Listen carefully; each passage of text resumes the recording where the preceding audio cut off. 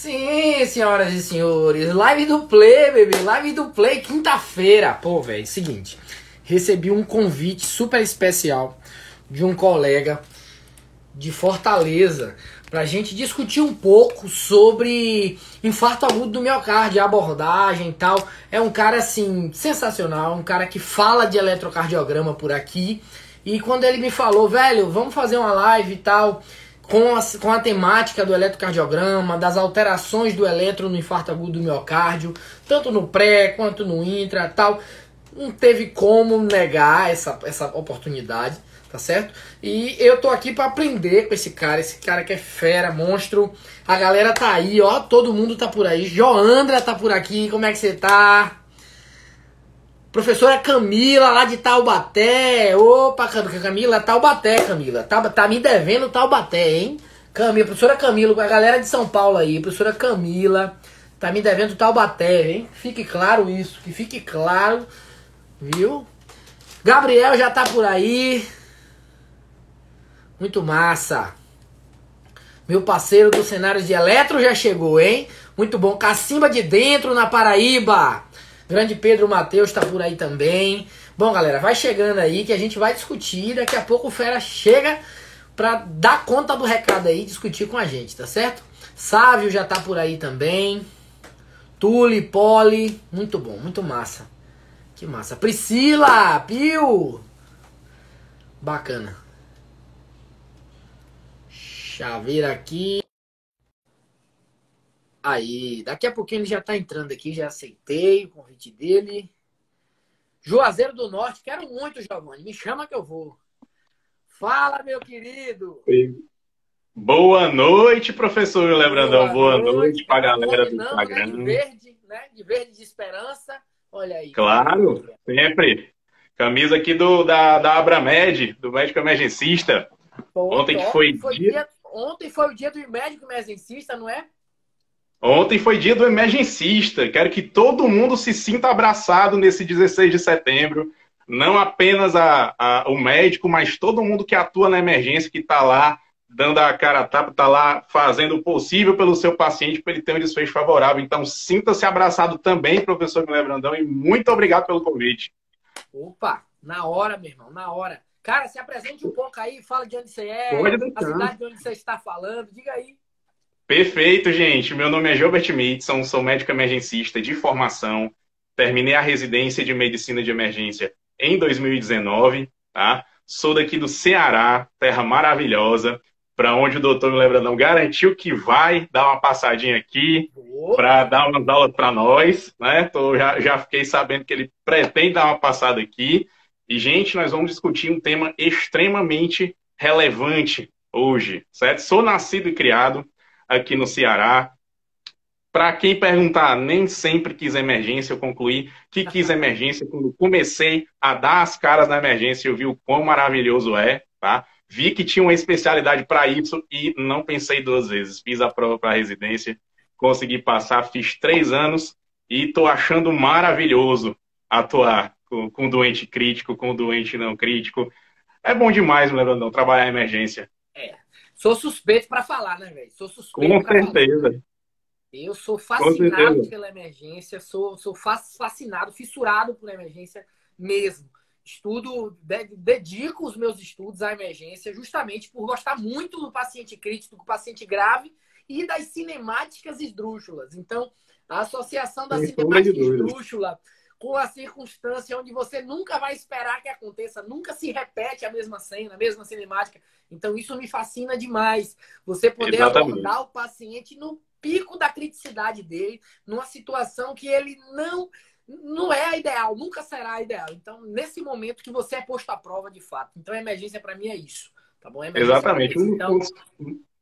Um dos pontos maravilhosos da emergência é justamente esse, né? Praticamente não existe dia igual, né? Todo dia é algo diferente, é um aprendizado novo. Isso que é maravilhoso, né? O antigo staff meu falou justamente que a zona de conforto do emergencista é a zona de desconforto. É onde a gente gosta realmente de atuar e é muito bom. Exatamente. Então, tá claro que são dois fascinados pela emergência. Cara especialista em medicina de emergência e que, assim, para falar de um assunto que eu particularmente gosto muito. Por quê? Porque quando você aborda o paciente de forma adequada, o desfecho é muito, mas muito bom. É muito favorável. Então, assim, cada vez mais, quanto mais a gente se capacita, quanto mais a gente discute, quanto mais fica fisiológico mesmo, fica aquela coisa leve para você levar, melhor o paciente, mais inteligente vai ser a sua abordagem, mais rápida vai ser a sua abordagem, e o paciente só tende a ter bons prognósticos em sua mão. Então, Com se você certeza. estiver na emergência e não pensar na qualidade do prognóstico desse paciente, você não está no lugar certo. Exatamente. Fazer um Esse é adendo aqui, justamente um um dos detalhe pilares da emergência, importante né? de uma presença boa aqui, ó, de uma presença ilustríssima. Marcos Dória, professor Marcos Dória, é o cara assim que me fez olhar para emergências cardiovasculares de forma diferente. Um cara rocha, um enfermeiro top, sensacional, instrutor do AC, que assim me fez olhar, na época que eu entrei no SAMU, ele já era do SAMU, e ele me fez olhar as emergências cardiovasculares de forma diferente. Então, um cara que devo muito a esse cara. O cara é fera, o cara é muito bom. O professor Marcos Doria estava prestigiando a nossa live sobre além do ACLS. Estava gravando a live agora com o Dr. Calil Feitosa, muito bacana, onde a gente ampliou a nossa mente em relação à abordagem da parada cardiorrespiratória. Quem sabe a gente possa também falar um pouquinho sobre parada cardiorrespiratória, né, professor? Quem sabe o IAM não chega lá, né? Sim, sim. Professor, para falar de infarto agudo do miocárdio, né, vale a pena lembrar de um negócio fundamental, colocar um negócio na cabeça de todo mundo, em relação à importância da prevenção primária, gente. Controlar os fatores de risco, que é onde a síndrome coronariana aguda vai começar, não tem preço, que o paciente coronariopata é justamente esse, é o paciente diabético, dislipidêmico, tabagista, sedentário, Hipertenso. obeso, né? Exatamente, hipertenso também vai contribuir. Então, gente, controlar os fatores de risco é muito melhor do que você chegar numa emergência em estado crítico, com um infarto agudo do miocárdio, com síndrome coronariana aguda, né? Além de ser muito mais importante para a vida do paciente, né? Também vai ser, quer queira, quer não, mais barato para o sistema de saúde, né? Que é muito mais barato você controlar uma hipertensão e um diabetes do que você manejar um paciente com infarto agudo do miocárdio. Então, o paciente com fatores de risco para a síndrome coronariana vai ser aquele que vai estar predisposto a um estado protrombótico. Então, é um paciente que vai ter predisposição à formação de placas ateromatosas. Né? É assim que vai começar. O paciente vai negligenciando os próprios fatores de risco, vai propiciando a formação de uma placa aterosclerótica, que quando chega até ali, uns 40% a 50% de oclusão arterial, não é clinicamente significativo. Você bota ali o paciente num teste de esforço, num teste ergométrico, por exemplo, o paciente não vai sentir dor. Mas aí ele continua negligenciando os próprios fatores de risco, continua não controlando sua hipertensão, continua não controlando seu Pequena diabetes. cara. E essa oclusão vascular, essa obstrução vascular vai aumentando, até que chega ali para mais de 50%, e o paciente começa a ter clínica, começa a ter aquela famosa dor precordial típica, né? Até que vai ter um momento que essa placa vai instabilizar, né? Porque, especialmente a síndrome coronariana aguda com supra, não vai estar relacionada diretamente à placa ateromatosa, e sim a instabilidade da placa ateromatosa que vai gerar um trombo. Aí o que já estava bem fechadinho termina de fechar de vez, né? É aí que acaba surgindo a síndrome coronariana aguda com supra de ST. Então, passo número 1 é controlar os fatores de risco. Fundamental. Sempre. A prevenção é sempre muito mais rentável e muito mais viável do que o tratamento em si. Se a gente for trocar assim diretamente, se a gente for relacionar diretamente, uma cartelinha de ácido acetil salicílico, por exemplo, o paciente já infartou e tá tomando AS, tá? Uma cartelinha de AS, ele vai pagar R$3 se ele quiser pagar. Se ele não quiser, ele vai na farmácia popular e pega de graça. Exatamente. Um Exatamente. TNK, um Completamente não é desculpa. tenecteplase, um 50 miligramas de tenecteplase custa R$6.500 para pessoa jurídica. Nem me fale. É exatamente Então, isso, cara. Exatamente dessa forma. então Perfeito. diretamente proporcional, só é observar o preço de uma prevenção para um tratamento. Exatamente. Professor, em relação ao quadro clínico, né? Como é que a gente reconhece o paciente que há grande possibilidade de estar infartando, né? Como é que é a famosa dor típica do infarto? A gente tem que atentar para uma dor torácica, uma dor pré-cordial, geralmente em opressão ou em queimação, né? Que classicamente vai irradiar ali para o membro superior esquerdo, pode irradiar também para a mandíbula, para a região cervical, pode irradiar para dorso, né? Então é uma forma da gente acabar reconhecendo uma síndrome coronariana aguda, né? Atentar para os pacientes que apresentam esse quadro em repouso, né? Um dos critérios de síndrome coronariana aguda é justamente o paciente que tem esse tipo de dor, né? Com 20 minutos, 20 minutos de repouso, por Pelo assim menos dizer, né? 20 minutos de dor Pelo em menos repouso. 20 minutos. Exatamente, pelo menos 20 minutos. E atentar também para aquela dor onde há uma piora da classe funcional, né? O paciente tinha esse tipo de dor torácica quando fazia esforços extenuantes, aí de repente ele começou a ter esse tipo de dor caminhando, né? Ou subindo uma escada. É algo que preocupa bastante também e requer uma atenção especializada, requer um atendimento no departamento de É emergência. a Então é cara da fundamental. evolução da angina, não é a cara da evolução da angina. Primeiro, o paciente tem em grandes esforços. Depois, ele tem menores esforços, mínimos esforços. Pronto, a dor em repouso. É tudo que a gente vai enxergar no paciente que a gente suspeita de infarto agudo do miocárdio. Vale atentar também para os detalhes dos pacientes, principalmente mulheres acima dos 40 anos e também dos pacientes diabéticos. Os pacientes Isso, que são mulheres a partir dos 40 e diabéticos, eles têm uma dor um pouco diferente, mas que já está tão isso. clássico que é típico, é considerado típico, que é a epigastralgia, é uma dor mais abaixo do que no pré-córdio. Então, a epigastralgia também é muito, mas muito clássico do paciente chegar. É uma dor que não é tão intensa, não é? A gente que trabalha na emergência percebe isso, que a dor não é tão intensa Isso. e é uma dor muito facilmente confundida com uma gastrite, com uma dor abdominal difusa. Então, assim, é este paciente que chega com dor epigástrica, que tem uma história rica, que você fala, opa, eu posso até fazer um omeprazol para você, mas você não vai sair daqui sem um eletro, não.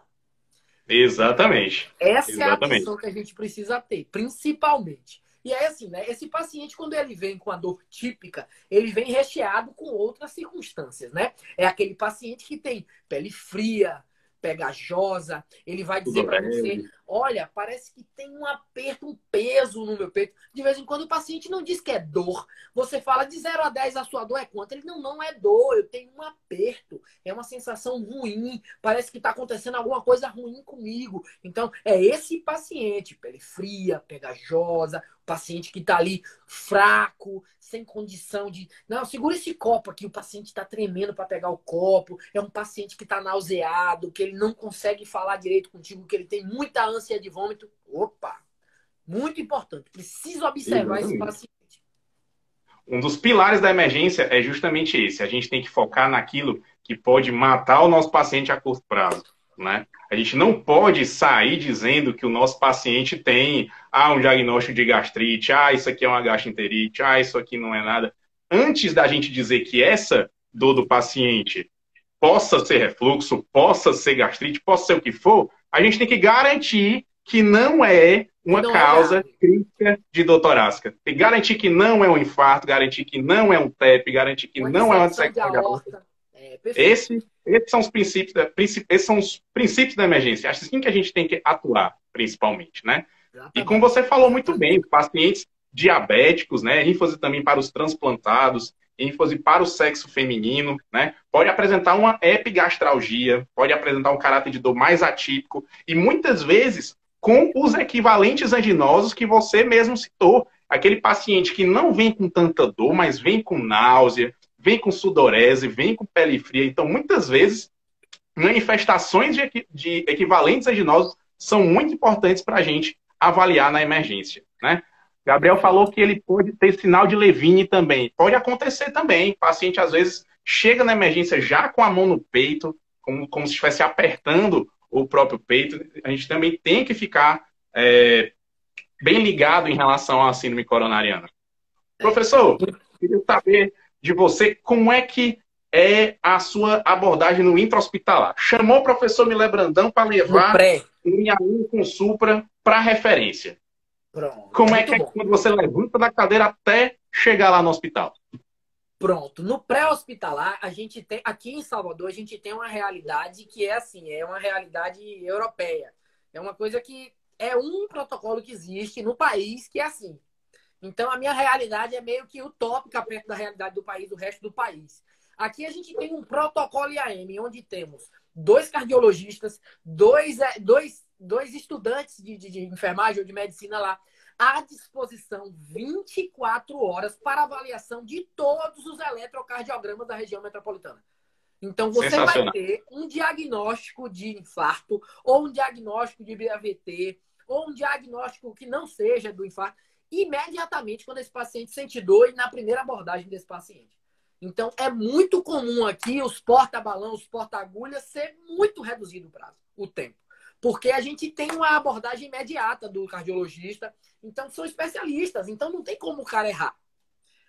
É muito difícil o cara errar. Então, é muito bacana porque são vários, e aí tem um monte de gente que também dá informação. Não, acredita assim, assim, tal. Então, chegamos em um consenso muito rapidamente. Então, a minha realidade aqui, a gente é disparado com a dor pré-cordial, a gente chega na cena, colhe a história do paciente ao mesmo tempo que a gente faz MOV, né? Se o paciente está vivo, ele ganha MOV. Monitorização, oxigênio, Sem dúvida. oxigênio, se o paciente tiver uma saturação abaixo de 90 ou sinal de desconforto, não é? Aquela coisa de taquipneia, tal. Então, assim, não é só a saturação, é também a clínica associada. Pronto, se esse paciente tem oxigênio para ele e venóclise a gente faz, porque é um paciente que pode ficar crítico a qualquer momento. Nessa monitorização, a gente já extrai um eletrocardiograma de 12 derivações nos primeiros 10 minutos. Então, é imediato, é uma coisa assim. O médico vai lá ferindo pressão e eu já vou preparando a monitorização aqui para rodar o eletro, ou o contrário, eu estou preparando lá e ele já está montando o eletro aqui. Pegamos o eletro, primeiro eletro, foto, encaminha para o grupo do protocolo IAM, é um grupo de Telegram do protocolo IAM. Encaminhamos, o pessoal manda a resposta imediata. Olha, é um infarto agudo no miocárdio com supra de nivelamento do segmento ST. Vamos ver se tem vaga. Eles procuram vaga para a abordagem imediata de angioplastia primária. Então, se tiver vaga de angioplastia primária, esse paciente vai ser encaminhado imediatamente para angioplastia primária. A conduta inicial é baseada, não é, nas evidências que provam que esse paciente vai ter melhora. Então, quais são as evidências? AS, 300 mg de AS, que a gente faz aqui. Clopidogrel, que a gente faz 300 mg também de clopidogrel. Para o paciente que tem acima de 75 anos, a gente tem uma discussão rica aí, né? Se atenua a dose, se não atenua. A gente esperando aí o ACLS chegar agora em 2020 para ver se ele equilibra a dose. Se... Já temos estudos randomizados muito bons que dizem que não precisa atenuar a dose.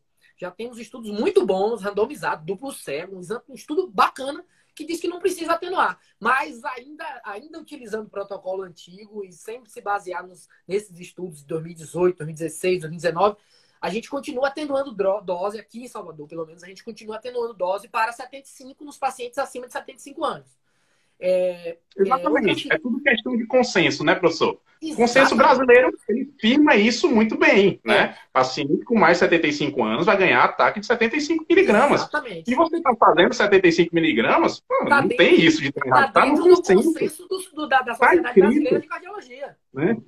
Se você vai fazer seus 300, obviamente sempre ponderando o risco de sangramento, você está seguindo o consenso europeu. Ok, cada um tem a sua fonte, né?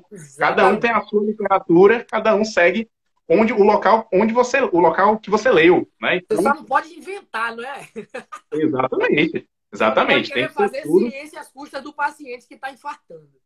Perfeito, perfeito. Né? Aí a O gente paciente vai está infartando é desenvolver. o pior possível para inventar qualquer coisa. Qualquer um, na Exatamente. verdade. Quem realmente está infartando. Exatamente. A gente vai abordar esse paciente também com nitrato para fazer uma venodilatação a nível coronariano nesse paciente. Morfina, a gente está usando cada vez menos morfina, e só se a dor for refratária ao nitrato.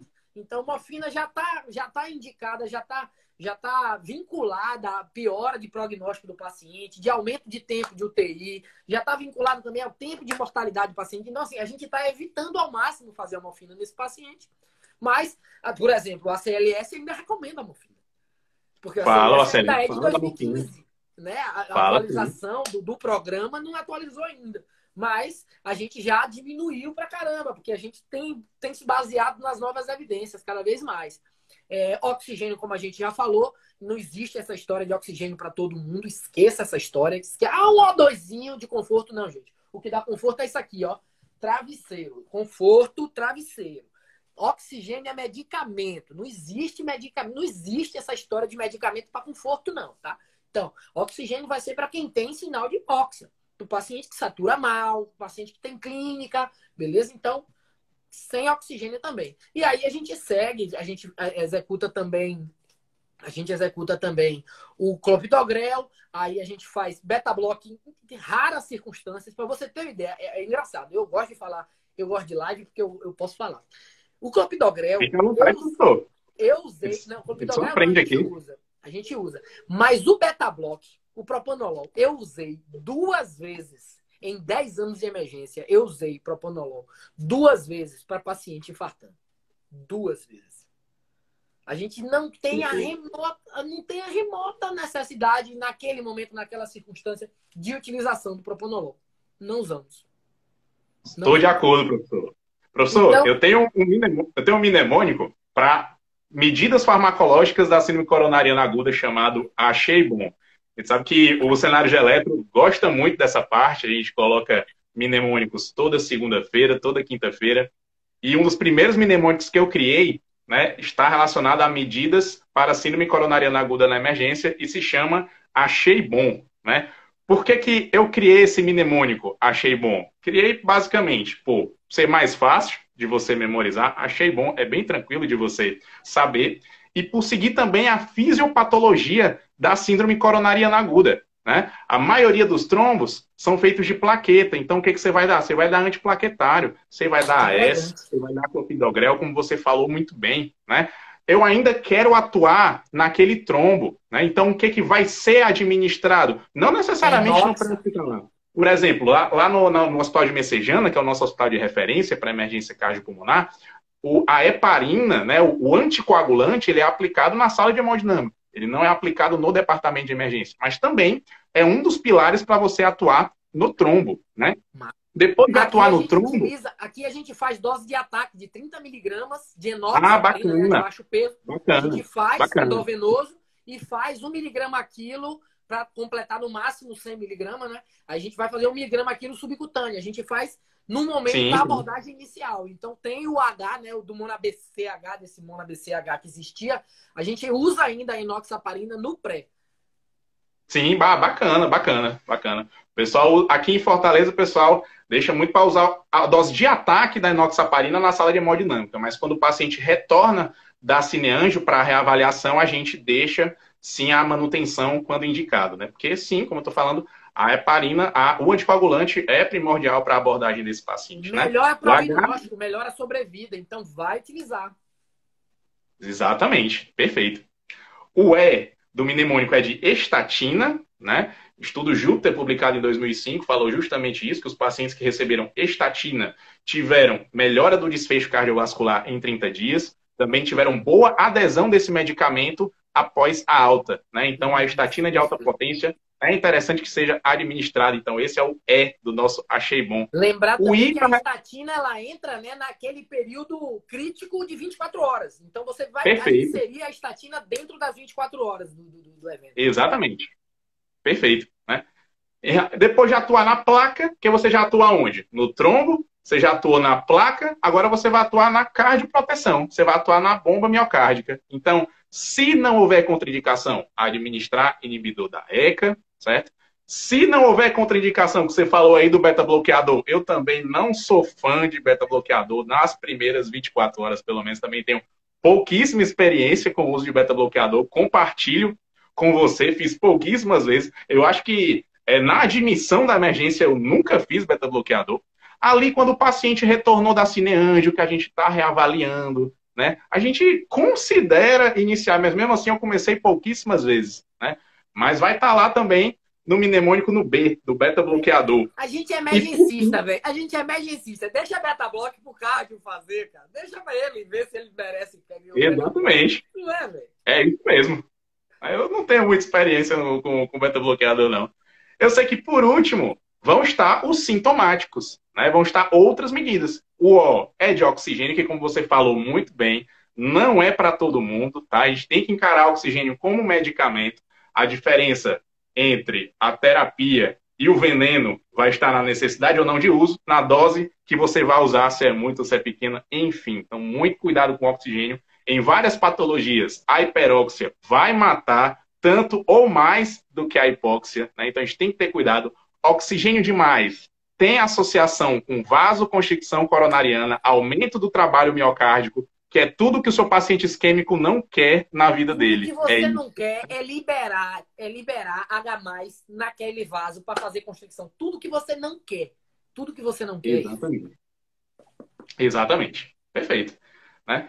E o meu achei bom, o meu mnemônico, ele termina com N, ele não termina com M, né? Nitrato. Porque o N vai ser de nitrato, né? Ele termina com N por causa dos estudos aí da morfina, né? Nitrato, você tem a opção de fazer o isordil sublingual, tem a opção de fazer o sustrate, né? A minha, isso aí é opinião pessoal, certo? É algo totalmente pessoal, como você falou, o próprio ACLS fala da morfina, mas a minha medicação de escolha para dor refratária do tipo anginosa é o nitrato parenteral, é o uso do Tridil, né? É com quem Nitroglicerina nele. Eu, Gilbert Midson, tenho melhores resultados com o uso do Tridil do que com a morfina. Ainda mais que eu lendo os estudos que envolviam a morfina, eu fiquei com um pouco de medo. Quando eu tenho medo da droga, eu tenho uma pequena tendência a deixá-la para lá, né? Quando uma droga... Mas eu gosto muito do Tridil para a dor refratária da nitroglicerina, Claro, salvo contraindicações, né? Existem Exatamente. aqueles pacientes em que a gente vai ter cuidado com o uso de nitrato, né? Especialmente o paciente que você suspeita ali de um infarto de ventrículo direito, né? Que é aquele paciente que tem supra de ST na parede inferior, em que você roda as derivações direitas, V3R, V4R, tem que rodar. Super de parede inferior é igual a V3R, V4R, derivações de trás. 7, V8, V9. E é interessante, irmão, a gente arredondar isso. Porque o pessoal olha e fala, porra, mas tem que rodar. Eu nunca lembro. Cara, só é lembrar. A mesma artéria que irriga a inferior, irriga o lado direito. Se você tem um entupimento da mesma artéria que irriga a inferior e a direita, você precisa saber em que nível de altura está essa obstrução. Porque se tiver muito alta, pegou as duas paredes. Pegou as duas paredes. E você não pode diminuir a pré-carga daquele coração que já está sofrendo do lado direito. Simples assim. A mesma artéria. Então, presta atenção. Coisa de anatomia, velho, que a gente pensava que não ia usar. Exatamente. As duas principais artérias que vão irrigar a parede inferior são a coronária direita, que é a principal, certo? E a artéria circunflexa. Se a gente tiver suspeita ali de acometimento de coronária direita, a gente já tem que ter aquele cuidado, né? Evitar o nitrato, né? Claro que, às vezes, em situações extremas, o paciente está com muita dor, mas tem estabilidade hemodinâmica para fazer. É possível ser feito, certo? Não é de todo errado você administrar o nitrato, mas com aquele cuidado, porque a nossa prioridade é manter os parâmetros hemodinâmicos estáveis. É isso que a gente quer para o paciente. Oi? É manter a bomba funcionando. Com certeza, sem sombra de dúvida, né? Então, eu adoro esse mnemônico, achei bom, certo? Para poder lembrar dessas principais medidas aí para a síndrome coronariana aguda. Gostei. Eu vou aderir, vou aderir e vou postar. Tá aqui registrado. Vou postar porque eu gostei. Achei bom também. Ah, show de bola. Beleza. Em relação ao eletrocardiograma, né, como você mesmo abordou muito bem, tem que ser rodado ali com 10 minutinhos no máximo, tá? Tem que ser avaliado por alguém rápido, tá? Primeiro, o que eu acho? Todo mundo, todo profissional de saúde tem que saber, pelo menos, identificar um supra de ST.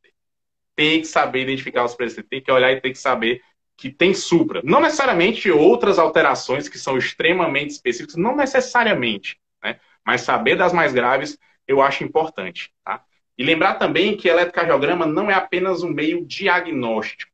Eletrocardiograma também consegue estimar prognóstico no contexto da síndrome coronariana, né? E especialmente no paciente que tem síndrome coronariana aguda que não tem supra de ST. Existem fatores do eletrocardiograma que são de alto risco. Por exemplo, o tamanho do supra de ST, né, tem relação com mortalidade. A quantidade de infras de ST que o meu paciente tem no eletro também tem impacto da mortalidade. O tamanho do supra, especialmente numa derivação que é AVR, né, quanto maior o supra, foi visto que os pacientes morreram também mais no intra-hospitalar, né? Então a gente tem que ter cuidado em relação a isso.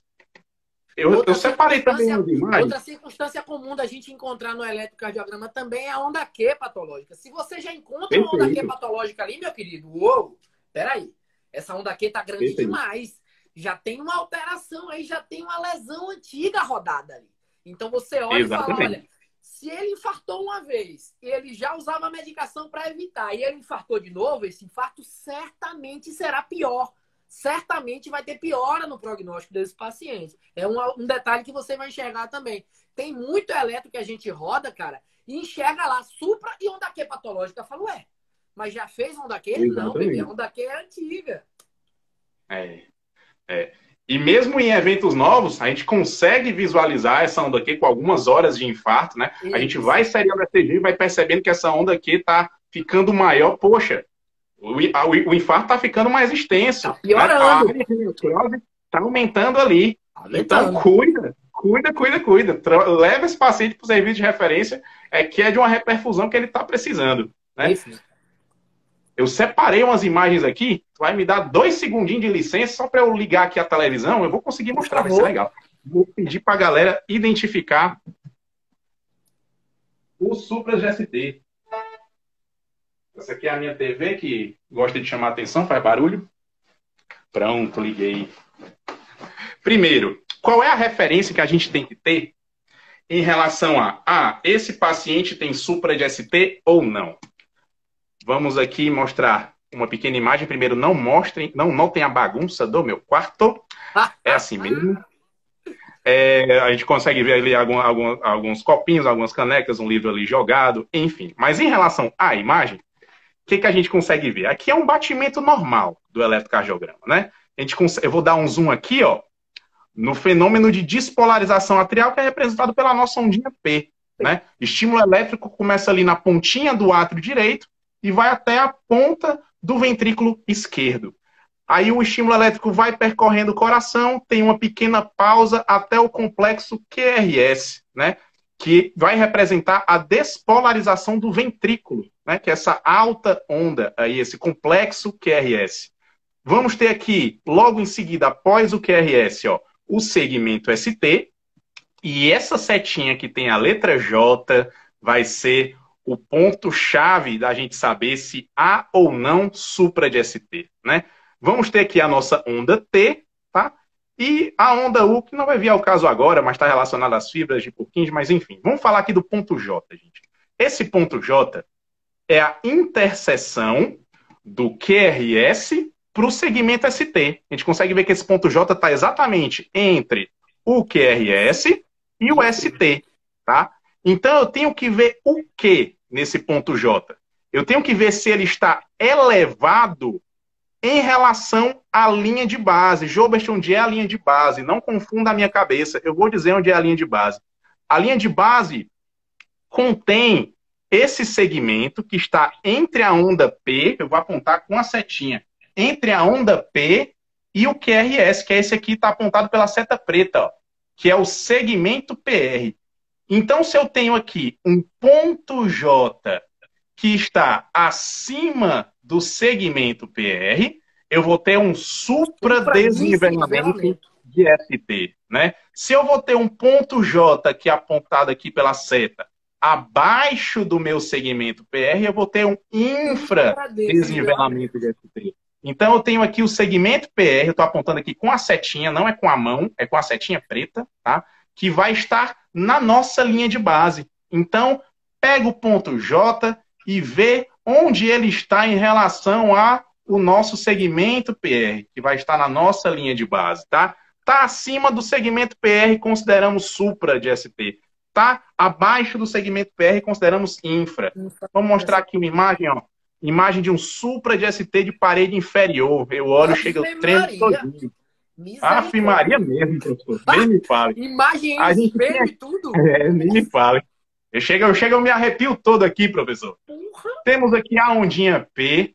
A gente tem aqui bem discreto o segmento PR. E a gente tem o QRS, ó. E eu vou apontar aqui o nosso ponto J. Tá bem aqui na setinha preta o nosso ponto J, ó. Muito acima do segmento PR. Isso é supra de ST, né? Temos também imagem em espelho através de infra, aonde geralmente quando temos um supra inferior na parede anterior. Opostas, isso. Exatamente, perfeito. Vamos ver aqui a derivação. Só é lembrar do triângulo de Enthoven, né? Agora que lembra da parede, qual é a parede que está oposta em cada uma. Exatamente, é isso mesmo. Temos aqui a derivação V2, estou apontando com a setinha preta, né? E temos o quê? O segmento PR bem aqui, apontado pela seta. Complexo QRS, tá? E temos bem aqui, eu vou apontar o nosso ponto J. Opa, passei a imagem, pronto. Ponto J. O ponto J está bem abaixo do quê? Do segmento PR. Então temos infra de ST. Então é assim que a gente identifica supra de ST ou infra de ST. É através desses parâmetros, através do nosso ponto J e através do nosso segmento PR. Né? Quem sabe faz ao vivo, hein, pai? Rapaz, que é isso, professor? Tudo, rapaz. Estou treinando ainda da melhor maneira de mostrar a imagem para a galera. Estou tentando pegar o jeito. Não sei se deu para a galera ver legal isso aí. Total, né? cara. Perfeito. A aula de vetores é uma boa opção, hein? Boa opção para eu fazer lá na página Cenário Geoelétrico. É uma excelente opção. Não sei se deu para a galera enxergar direitinho. O que vocês acham, pessoal? Deixa aí nos comentários se ficou alguma dúvida, algo que vocês queiram saber. Um detalhe importante que às vezes a gente passa despercebido é o paciente que ele, por algum motivo, ele é abordado na porta, na entrada, no acolhimento de classificação de risco, e ele não é indicado como um paciente com a possibilidade de uma síndrome coronariana aguda. Você entra com esse paciente para alguma sala, para amarela ou para vermelha que seja, e você monitoriza esse cara. Cara, olha o T2 desse paciente. Olha, velho, assim, nesses aninhos aí de atendimento pré-hospitalar, eu já detectei alguns, não foi um nem dois, foram alguns infartos pelo T2. Eu olho o T2 e falo, mas tem um ponto J elevado, tem um supra-desnivelamento ali, vou rodar um eletro aqui. Algo de errado não está certo. Falo, não, o último, eu tava dentro da unidade de referência de AVC, velho. Dentro da unidade de referência de AVC, o rapaz tinha Cincinnati positivo nos 3 graus. Cincinnati tem desvio de comissura labial, ele tinha perda de força motora, ele tinha disartria. Os 3. Você vai com um atendimento desse, você vai pensar em infarto agudo do miocárdio? Não vai. Até porque o cara não sabe dizer a dor dele, ele não consegue falar que tá doendo o peito também. Ele tá completamente com a clínica inteira de AVC, você só vai em cima do AVC, beleza. Quando o paciente chegou para mim, quando ele chegou, a colega passou para mim o paciente, eu olhei pro D2 e falei, mas tem um supra ali. Aí ela, não, Mila, não, esqueça essa história de supra. O paciente tá com AVC. Eu falei, sim, mas tem um supra ali também. Peguei o material, fiz o eletro, tava lá. D2, D3, AVF, tive que fazer V3R, V4R. Resumindo, o paciente teve um AVE, um IAM e um TEP. Eita! Na mesma ocorrência, na mesma circunstância. No mesmo momento. Ele teve uma liberação de trombos assim, sabe? Vítima de uma TVP, de uma coisa antiga, de uma dor na perna que ele estava sentindo, tal, alguma coisa. Então, assim, tá. Até que se prova o contrário, tudo bem. Vamos lá. Levamos para TC, tinha lá. Os 3, cara. Os 3. Poxa, é pesado esse caso aí, professor. Negócio de doido, cara. Negócio de doido. E a galera olhando assim, falando, como assim, velho? Como assim aí? Aí, paciente não lê livro, não, velho. Paciente não lê livro. Ele não sabe que é clínica clássica pra gente não se perder. Ele não sabe. Exatamente. Minha queridíssima R3 de Medicina de Emergência, um beijo pra Carol Taketomi. Ó, tocou num ponto importantíssimo, né? Lembrar de dor torácica com déficit neurológico para pelo menos fazer um rastreio ali para dissecção de aorta, isso, certo? pelo menos, Que pelo dá menos. bastante. Né? Eles se manifestam bastante com déficit neurológico, né? Então, pelo menos ali, pressão de lá, pressão de cá, É, verificar a simetria de pulsos. bilateral, verificar o pulso, pelo menos, bilateral ao mesmo tempo, pelo menos, né, velho? Pelo menos o radial. Tem gente que nem isso faz, cara. Nossa senhora. Misericórdia. Tanta coisa pra fazer, né? Dá Que pra roubar. dissecção de aorta, professor, é causa importante ali de supra de parede inferior também, porque Com as certeza. dissecções de aorta proximais vão ocluir o ósteo da artéria coronária direita.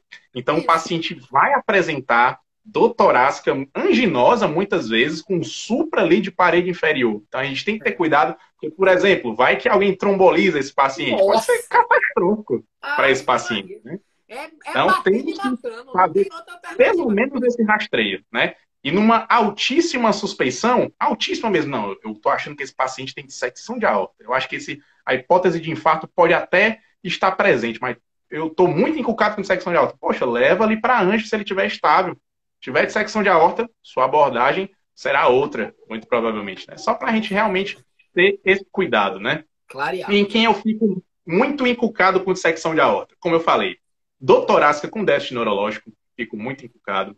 Paciente com dor torácica lancinante, intratável, que você vê que tem algo errado, não necessariamente uma dor anginosa, mas uma É. dor de fortíssima intensidade. E como você Ai, falou, professor, muitas vezes a dor do paciente que tem síndrome coronariana não é aquela de fortíssima intensidade. Né? Quando o paciente tem uma dor muito intensa, a gente tem que ir atrás. Quando a gente detecta ou por, sei lá, por uma ultrassonografia beira-leito, ou por um raio-x de tórax, derrame pleural bilateral, né, no contexto da torácica, eu fico muito encucado para a dissecção de aorta, é. principalmente. Né? O meu estagiário, Calil, grande abraço, Calilzão, está perguntando sobre o papel do ultrassom na dissecção de aorta. Existe, viu, Calilzinho? A gente faz ultrassonografia para detectar dissecção muitas vezes. Eu detectei uma dissecção de aorta abdominal pela ultrassonografia beira-leito. O paciente chegou com dor torácica, com irradiação para o dorso, tá? Tinha assimetria de pulso, fiz lá o ultrassom da aorta abdominal, estava lá, a falsa luz. Né? Então, temos que ter cuidado, o ultrassom tem um papel muito importante, sim. Fundamental, fundamental. Velho, eu acho que daqui a, não sei, né? Eu acho que daqui a uns 10 anos, mais ou menos, eu acho que em 2030, a gente já tem ultrassom como fundamental no suporte avançado de vida. Eu acho Com que não vai, certeza. eu acho que não vai correr disso, não. Ultrassonografia, não, suporte avançado de vida, ultrassom. Vai lá, vamos lá. Procurar se dá para tratar. Com certeza, cara, porque assim, Nós, os nós estudos, da todos emergência os usamos estudos bastante na endossam isso. parada. Todos os estudos até então endossam. Então não tem como, não vai fugir disso como? Não vai. A gente usa muito, viu? Tração na parada para avaliar muita coisa que a gente até comentou na última live, né? Eu vou até falar uma delas aqui. Né? Vou comentar aqui rapidamente. Em relação ao local adequado de compressão, né? O ACLS ensina para você comprimir na linha intermamilar, no terço inferior do externo, né? Mas um estudo coreano, que até o meu chefe, Dr. Kalil, falou, viu que quando fazia a compressão nesse local, você só chegava no ventrículo esquerdo em 20% das vezes. Então, será que a gente está fazendo a compressão no local correto sempre? Será que a gente está fazendo toda a vida? Será que existe algum artifício que a gente possa ver melhor a questão do local de Encontrar o compressão? ventrículo esquerdo mais facilmente. Então, o ultrassom tem um espaço em relação a isso. Mas voltando ao infarto. Eu acabo me perdendo, eu me empolgo, eu acabo falando um monte de coisa de uma vez. Outra Vamos coisa ver se a galera tem. importante do infarto é quando a Sim, gente detecta, principalmente na emergência, não da emergência, a gente consegue passar uma informação mais clara para o colega que está no intra, quando a gente classifica o infarto dentro da classificação de Killick, que é mais simples mesmo, que é mais rápida, que é mais direta. Então, se você detecta e classifica esse paciente dentro daquele, o colega que vai receber lá no intra, ele já vai ter uma visão mais ampliada do que é que o paciente tem, como o paciente perfeito. tem. Você chega pro cara e fala, velho, ó, o paciente tem KILIP1 no infarto, pô, o cara vai ficar, ufa, tranquilo, beleza, vamos lá abordar ele. Suporta muita coisa, porque KILIP1 tá tranquilo. Ele não tem dispneia, ele não tem terceira bulha, ele não tem crepitação pulmonar. Então tá sussa. Exatamente. É o cara que infarta e ri, né? Dá bom dia. É o cara que KILIP1, o cara que infarta e dá bom dia. Bom dia, tá infartando. O cara do Quilip 2 é aquele cara que já tem alguma dispneia, mas ele não tem franca insuficiência. Então, não confunda dispneia com insuficiência respiratória, pelo amor de Deus, Senhor Jesus Cristo. Então, ele tem dispneia, e dispneia não necessariamente é dificuldade na troca. Pode ser represado pelo potencial de dor que ele está sentindo no tórax. O paciente limita a ventilação dele. E quando limita a ventilação, ele tem um desconforto respiratório.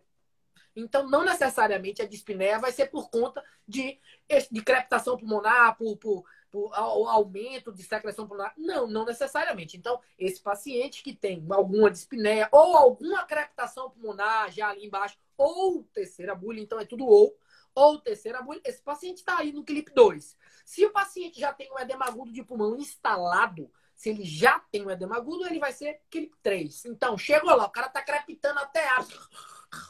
Você não precisa auscultar. Escutar já é suficiente. É aquele cara com edema agudo, Quilip 3, no edema agudo. Se o paciente já tem um choque cardiogênico, ou seja, é aquele choque que é refratário a volume, ele não consegue reverter, é um paciente que tem um choque cardiogênico instalado. Paciente que tem uma pressão arterial sistólica menor que 80 ou menor ou igual que 90, sem resposta a volume. Você fez ali quentinho de soro, reavaliou, nada. Paciente, meu Deus, choque cardiogênico. Esse é o Quilip 4. Esse aí tem uma taxa de mortalidade altíssima. Altíssima. Mas, quando você chega pro colega do intra e passa do pré pro intra e fala, colega, paciente que tem um importante infarto agudo do miocárdio com supranivelamento, Quilip 4, o cara já sabe que ele vai receber nos peitos um choque cardiogênico. Então ele vai saber que ele vai precisar de volume, ele vai precisar de droga vasoativa, ele vai precisar de dobuta, ele vai precisar da puta que pariu inteira para manter esse cara vivo até a revascularização. Você tocou num ponto importantíssimo, né? O paciente muitas vezes vem com choque cardiogênico, não necessariamente ele vai apresentar congestão pulmonar, entendeu? Muitas vezes ele pode precisar, a princípio, de volume. Né? Muitos dos choques vão necessitar, a princípio, de volume. Certo? De volume. Exatamente, perfeito. O professor Marcelo Gomes de Carvalho disse: não podemos deixar de considerar a onda T apiculada no IAM hiperagudo. Perfeito. Você conhece Marcelo Gomes, velho? Você sabe quem é Marcelo Gomes? Não, quem é Marcelo Gomes? Velho, o cara é um dinossauro do resgate aeromédico. É um dinossauro, esse homem. Eu li um livro dele em 2000, eu acho que em 2007, 2008, sobre aeromédico. Pense aí, o homem tinha um livro escrito sobre aeromédico, irmão. Um negócio... Aí sim, viu? Ó, aí, filho, se você for falar de aeromédico, não referenciar esse homem no Brasil, já foi. O homem é um monstro no aeromédico. O cara sabe tudo de abordagem aeroespacial. Tudo. O cara é fera. Então... Já mando o meu abraço para o professor Marcelo Gomes. Muito aqui. Prazer. A gente está bem servido aqui de professor, velho. Rapaz, vou lhe dizer um negócio. Tô percebendo. E ele tocou num ponto importantíssimo, né? Muitas vezes o infarto ele se manifesta precocemente através das chamadas ondas T hiperagudas, né? Infarto não é a única causa de onda T apiculada, né? Mas é a principal, é aquela que a gente tem que considerar. Né, especialmente com um contexto específico. O paciente que tem dor torácica de forte intensidade e tem uma onda T apiculada tem que pensar em infarto hiperagudo mesmo. Né? Paciente ali que se apresenta com sintomas inespecíficos, ali uma moleza, um mal-estar, uma fraqueza, tem uma onda T apiculada, tem que ter pelo menos cuidado para hipercalemia, por exemplo, que é outra causa importante de onda T apiculada. Né? Exatamente. A base da onda T muitas vezes é diferente, né? Da isquemia aguda, ela tem uma base mais alargada. Separei uma imagem agora que eu vou mostrar também. E a base da hipercalemia muitas vezes é mais estreita e sem imagem e espelho, né? Peguei aqui uma ondinha T hiperaguda para mostrar para a galera, né? É dessa forma mesmo, né?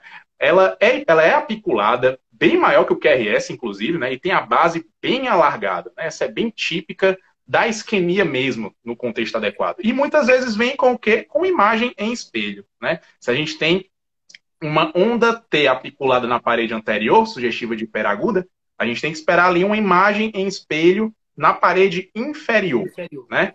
Gilbert, existe exceção em relação à imagem em espelho? Existe exceção. Existe exceção.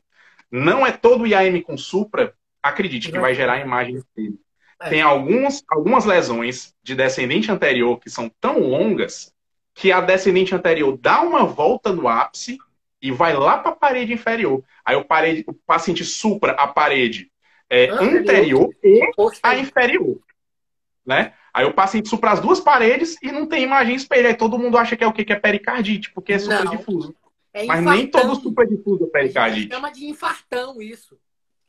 Exatamente. Então analisa o contexto é fundamental. O paciente vai dizer para você muitas vezes o que ele vai apresentar, seja você conversando com ele, seja você examinando ele, tá? Mas a anamnese exame físico é fundamental para o manejo desses pacientes com infarto agudo do miocárdio. Perfeito.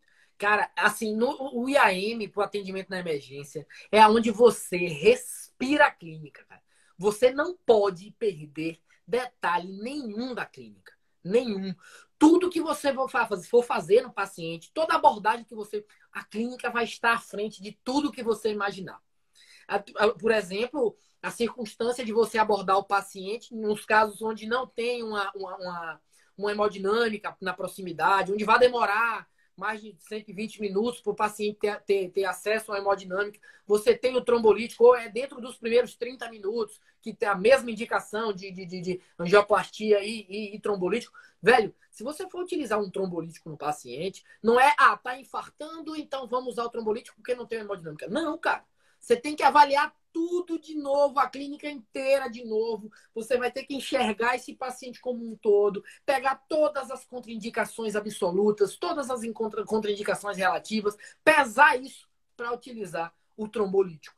Geralmente, né, o mais indicado, os que têm estudos, o que ainda tem estudo, né, que só pesa o uso, é o TNK, o Tenecteplase, que tem o nome comercial Metalise. Então, esse é É o o meu mais favorito. utilizado. É o meu favorito, é o que é melhor estudado. Facilidade de administração, que é bolos único pelo peso. É tranquilo de usar, certo? É o meu favorito, TNK. Para mim é o melhor, É realmente. o melhor, é o melhor. Para IAM é o melhor, é o melhor. A gente usa aqui em Salvador, já tem uns 8 anos, mais ou menos. E assim, a história de sangramento é uma ou duas, eu acho que duas. No tempo todo que a gente usa, 2 histórias de sangramento. E história de sangramento iatrogênico, tá? História de sangramento por tentativa de sondagem depois. Então, não foi nem culpa do cara, porque o cara tava lá para fazer o trabalho dele e você foi fazer a tal da sondagem, cara. Então, Perfeito. circunstâncias que a gente pode sim utilizar, lembrar, né, pra galera aí que não se formou ainda, pra galera que é recém-formada, que o tempo, a janela terapêutica de um paciente infartando são 12 minutos, 12 horas. Você precisa abordar esse paciente nas primeiras 12 horas. Mas, contudo, entretanto, todavia, dentro dessas 12 horas, tempo é músculo. Se você diz, Com não, eu certeza. tenho tempo, o paciente tá ali de boa, tem 12 horas. Não, cara. Quanto mais o tempo passa, menos vida ele tem no futuro. Mais músculo queimado, mais músculo morto. Então a gente vai trabalhar para abordar esse paciente com a conduta definitiva o mais rápido possível.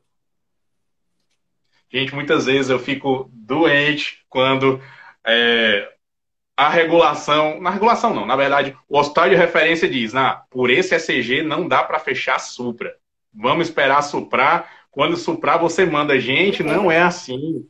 Se eu vou esperar suprar, eu vou estar aumentando mortalidade, eu vou estar predispondo a arritmias malignas ameaçadoras à vida, que é do que o paciente morre mais, é de arritmia, né? Lembrar que quando a gente atende um paciente com síndrome coronariana aguda, a gente vai estar atendendo aqueles 50% que ainda conseguem chegar na nossa emergência para conversar com a gente, né? Então a gente tem que ter esse cuidado todo especial, né? Perfeito, perfeito. O E outra Michael coisa falou... importante também, gente, o infarto agudo do miocárdio, ele é diagnosticado na emergência com eletrocardiograma, o exame mais tranquilo para você fazer. Eu acho que mais fuleiro que o eletro, o exame mais fuleiro que o eletro, só o hemoglicoteste, só o HGT. É papel e tinta. Todo lugar Eletro é tem papel eletro. e tinta. Não tem desculpa para não fazer. Não tem, todo lugar tem eletro, pô. Não é possível. Não, mas aqui só tem pago. Pô, é 30 reais um eletro, velho. É. Então, assim, todo lugar do Sistema Único de Saúde tem um eletrocardiograma. Pelo eletrocardiograma é diagnosticável. Clínica e eletro já faz diagnóstico de infarto agudo do miocárdio. Você não precisa de troponina. Troponina é a melhor enzima cardíaca para identificar infarto agudo. Mas você não precisa esperar. A nossa realidade, aqui em Salvador, não sei aí, cara, no Ceará, mas a nossa realidade aqui em Salvador, a troponina demora 6 horas numa UPA. Imagina. Demora um tantinho mesmo. Demora um tantinho mesmo. Nossa senhora, não tem É como como você esperar a falou, né? troponina. Em relação ao EM com supra, né, algumas definições que eu gosto de falar sempre, né? Eu vou solicitar troponina para o paciente com EM com supra? Vou. O que eu não vou é esperar o resultado. Porque troponina tem valor prognóstico. Então, leva ele para o CAT, depois você avalia essa troponina aí quando ele já tiver feito o tratamento definitivo. Porque troponina tem valor prognóstico e é importante. Mas você não vai esperar para mandar o paciente para o tratamento definitivo. Isso é claro, né? Perfeito. O Maicon fala o seguinte: importante na emergência para paciente que vai na hemodinâmica. Acesso venoso de preferência no membro superior esquerdo, dupla antiagregação, perguntar alergias, fundamental, em jejum, desfibrilador em cima do leito para o transporte. Olha, eu tenho o costume de levar o paciente para hemodinâmica com gel nas passas. É mania minha, né? Eu gosto de levar o paciente com gel nas passas. O que eu já vi de paciente fibrilando na minha frente não foi brincadeira, né? Especialmente com alguns padrões eletrocardiográficos específicos, né, que predispõem bastante fibrilação ventricular. O próprio infarto, né, tem como complicação, uma das principais complicações, a fibrilação ventricular, PCR intocável. Se não fosse assim, ele não era um dos T's lá nos HZTs, né, da parada cardiorrespiratória. É isso. É caso de chocável, é caso de não chocável, enfim. Perfeito. Professor, é com muita dor no coração que eu vou me despedir de você. Dizer que foi sensacional esse momento que eu tive aqui com você. Eu aprendi muito, né? Opa, eu aprendi. Já disse para todo mundo que eu disse para todo mundo lá na sala de parada hoje. Eu estava lá na sala de parada do Hospital de Mercedão e disse: gente, eu já tenho live com o Homem Lebrandão. Bora assistir. A galera já ficou eriçada, todo mundo ficou super empolgado para assistir a live, porque todo mundo te conhece aqui, professor. Todo mundo te conhece aqui. Não, sério. Estamos trabalhando aqui em Portal para a gente marcar sobre Fortaleza, sobre o Ceará. É um carinho tão grande. Eu adoro a cidade de vocês, adoro o estado de vocês. Então, assim, para mim é uma honra, um prazer enorme poder ter esse carinho de vocês aí do Ceará, porque para mim também é foda. Vocês são muito massa, é muito acolhedor. Eu sou. Se eu não morasse em Salvador, certamente eu moraria em Fortaleza. Com certeza. Tá mais convidado, tá? O Ceará tá de portas abertas para te receber aqui quando você optar por vir, viu? Beleza, meu irmão. Obrigadão. Queria mandar um abraço para essa galera maravilhosa que acompanhou a gente aqui na live. Abraço, pessoal. Muito obrigado pela presença de vocês, por ter acompanhado a gente aqui, tá? Eu sou muito grato por vocês, muito grato também ao professor Milé Brandão por ter me dado a oportunidade de falar um pouquinho sobre infarto e também por ter me dado a oportunidade de aprender também com você, né? que você realmente manja muito, certo? E eu espero que a gente possa marcar outros momentos. Valeu, meu querido. Parabéns aí pelos trabalhos também, tá? Se você não segue ainda Cenários de Eletro, bicho, esse cara bota pra quebrar. Quando ele começou, eu mandei uma mensagem pra ele, falei, velho, seu conteúdo é muito bom, cara. Nossa, seu conteúdo é excepcional. Ele, pô, obrigado, professor. Eu digo, não, cara. Isso aí tem que difundir, velho. Com esse tipo de conhecimento aí, tem que difundir pra gente tá cada vez melhor, tá cada vez mais atento e capacitado, velho. Então, parabéns também pelo seu trabalho aí, meu querido. E a gente se vê em Fortaleza qualquer dia desse. Posso só lançar um convite pra galera? Gente, amanhã eu vou dar aula na Sepsis Week, evento organizado pela Abramed Ceará. E eu vou falar sobre o eletrocardiograma na sepse. Certo? Então, quem puder assistir, quem tiver interesse, na minha aula amanhã, 7 da noite, estarei falando sobre ECG na sepse, na Sepsis Week. Só para lançar o convite aí para a galera mesmo. Um abraço aí para a galera. 7 da noite? Oi? 7 da noite? 7 da noite amanhã. Estou falando de ECG na sepse. Show. Galera, grande abraço para professor. Vocês. Muito obrigado, viu? Fiquem com Deus. Eu vou finalizar, senão não salva. Até mais. Até mais, professor. Abraço. Abraço.